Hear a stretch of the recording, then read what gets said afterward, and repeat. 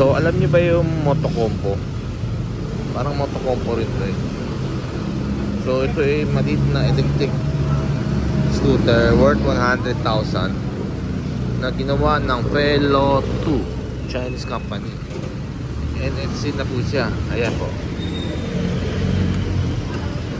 Okay.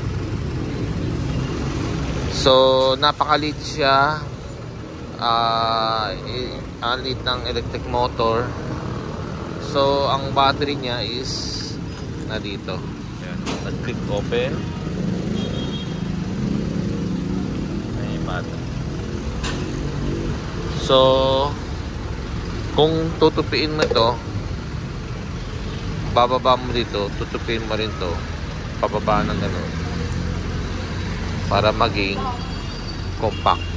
Tapos bubuhatin mo dito sa dito, isasakay mo na sa likod ng kotse mo. Ngayon wala kang itatakot na matatapon yung gasolina dahil electric siya. Saka malayo din ang range niya dahil ang hina ng kilowatts niya per hour. Mabagal lang siya. So ang gulong niya size 8.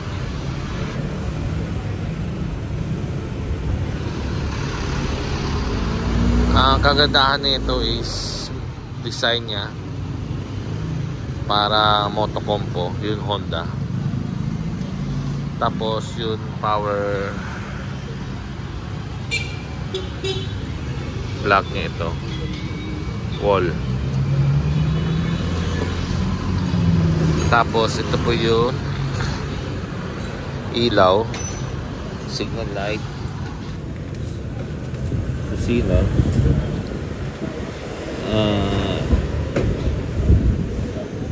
on off ng ilaw, power. Kasi pag on mo niyan, hindi pa anda rin, nasa park pa siya. Pag pinindot mo siya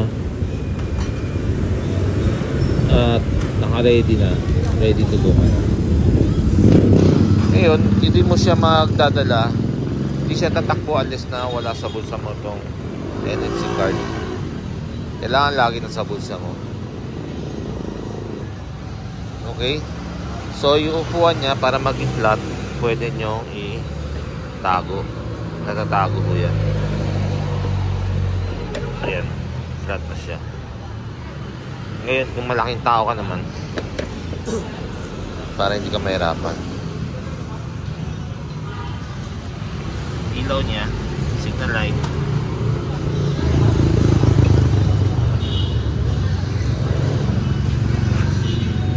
brake light,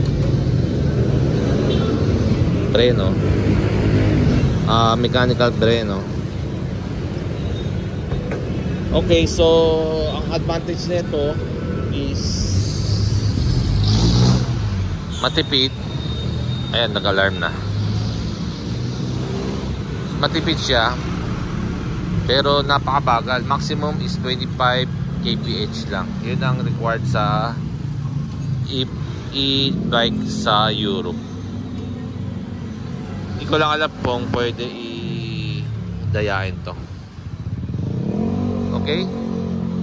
So nakita ko to sa China, binili ko. Tapos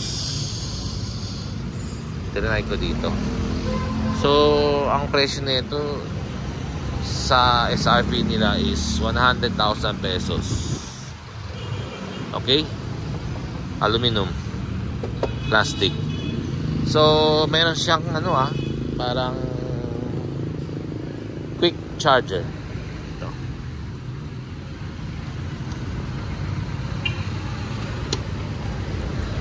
Okay, so yun lang po.